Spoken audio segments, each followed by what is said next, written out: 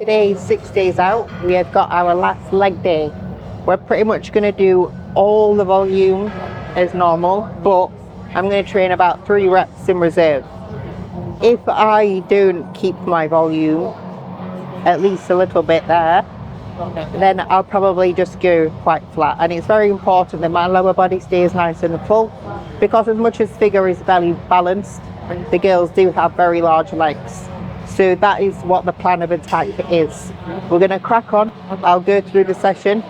I don't have loads of energy, but I'm not going to say I have awful amounts of energy compared to potentially a week ago, because we've started peaking and there's a little bit more food in me.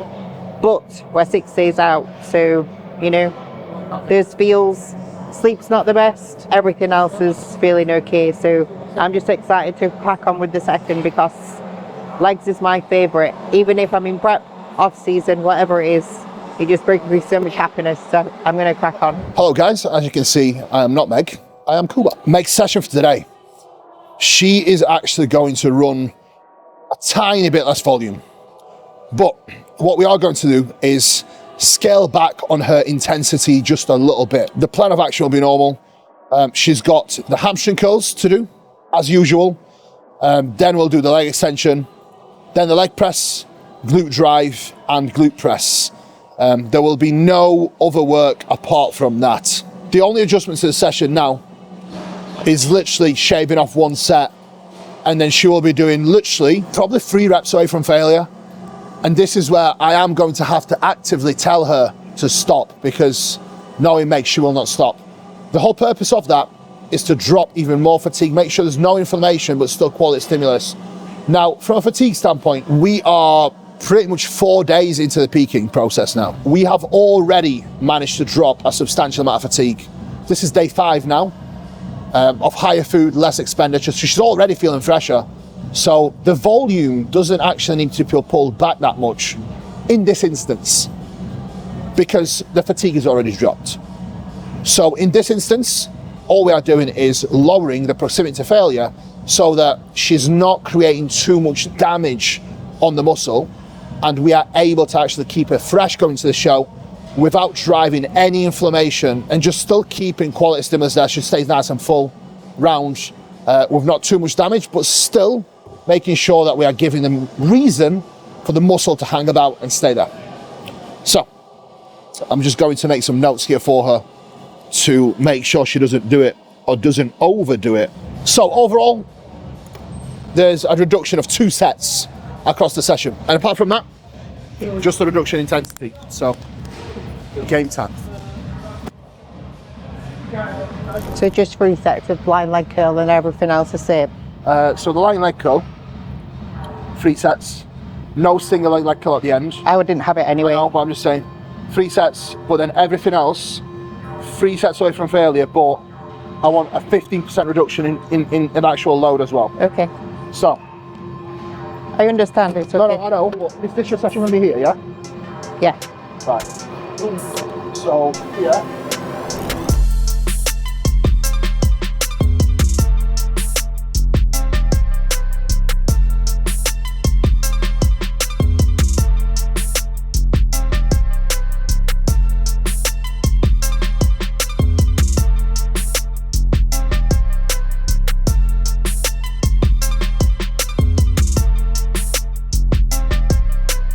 So, first exercise, lying leg curl. Doing this on the prime. First setting we'll do setting 5. Second we'll do setting 3. If you're just starting off your bodybuilding, don't worry about it. Just start with setting 1 and you'll be absolutely fine.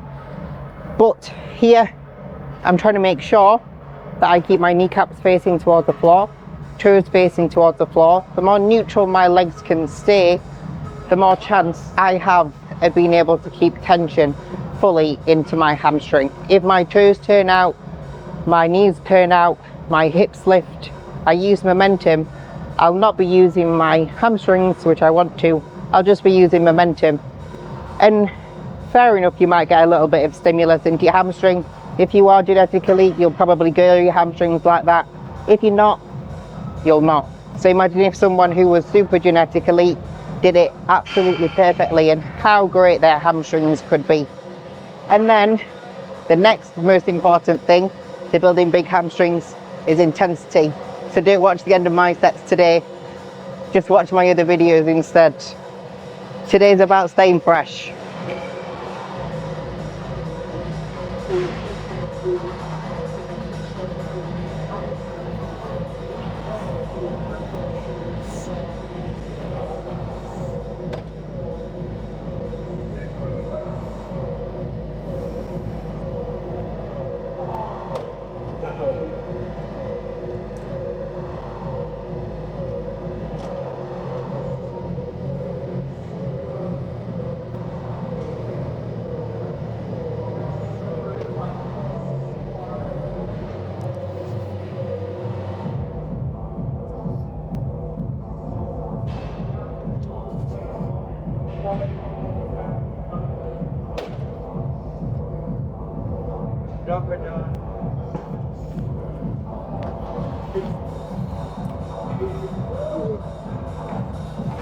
Don't know how people don't train to failure. It's so annoying.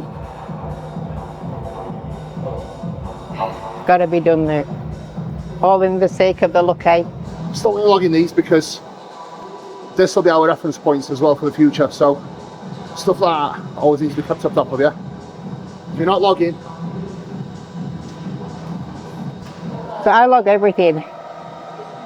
Data, how I'm feeling, body weight. When I've done a set, if my last rep was ugly, I'll put it was an ugly last rep. That means that if I then get that same rep next time, but it was good, that's progression. It's not always just about load and reps. It's about the quality of your sets as well. That matters most because you're not going to add 5 kilos, 10 kilos, 20 kilos every session. It's just not possible, especially if you're training with true intensity.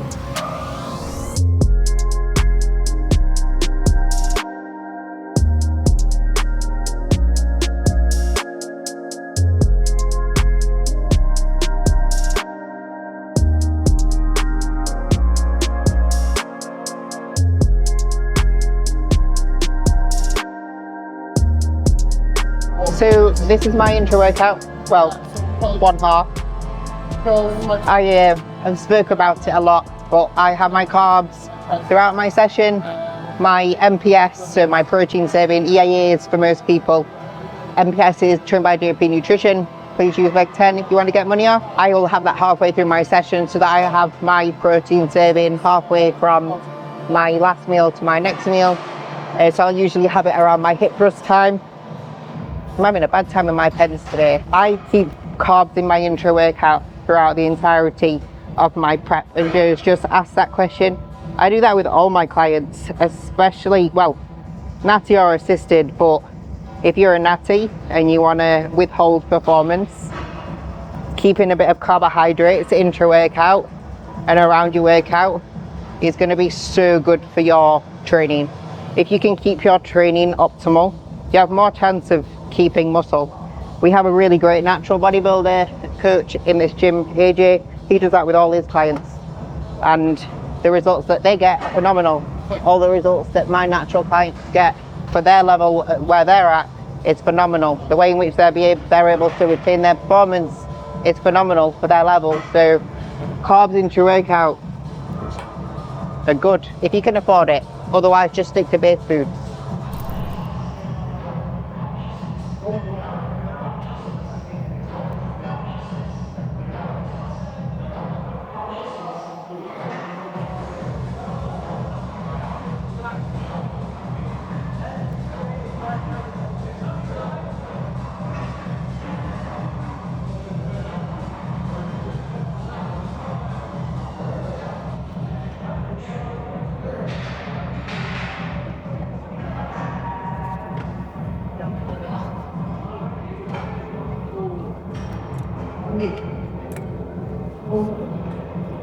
Next movement is seated leg extension.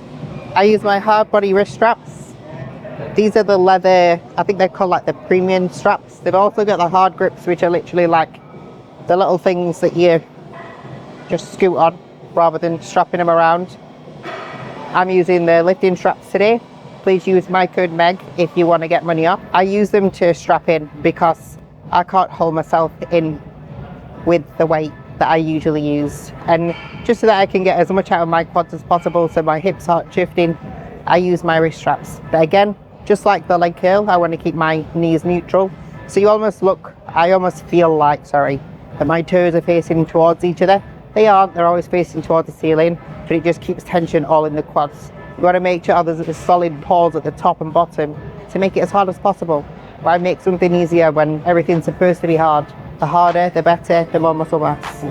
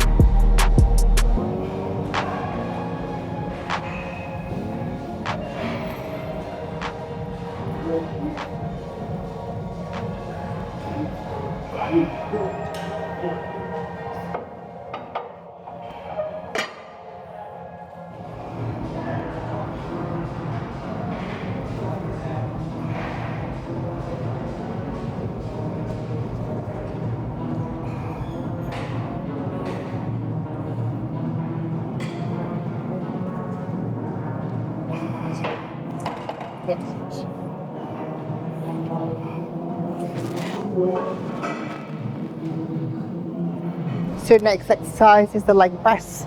This is my main compound. On the leg press, on this leg press, go for a stance that will almost target my quads and my glutes.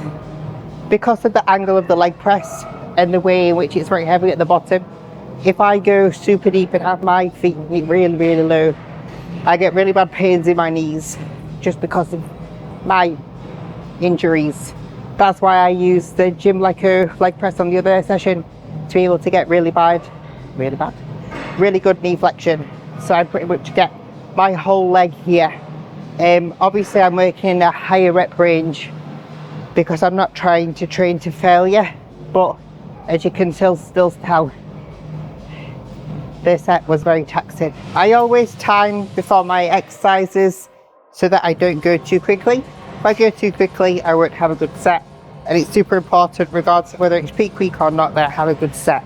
So just about to get ready for my top set. Obviously I'm keeping 3 reps in the tank, but I am going to go with the same weight. We'll see how that feels, but just making sure that form stays immaculate to keep all tension in my glutes.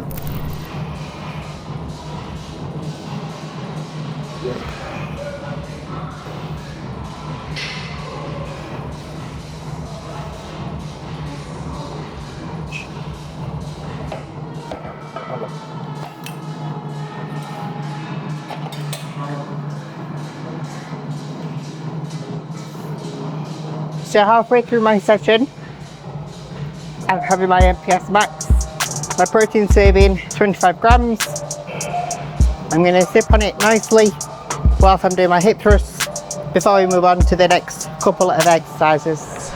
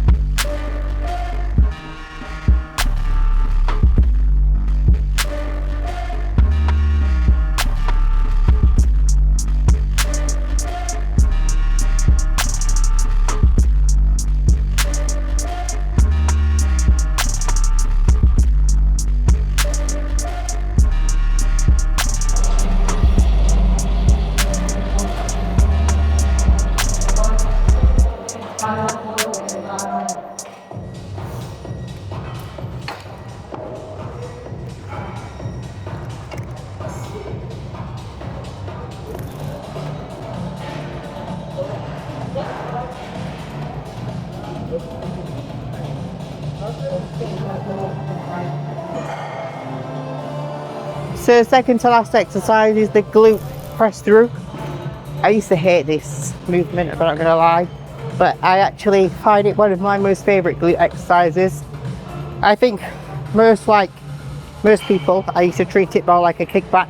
So instead of going down and a through, because it's a press through, I just go kick back, and that doesn't keep tension in your glutes. So if you watch, it's almost like I go down and then drive it back, always keeping my hips tucked, and it keeps all the tension in my glute.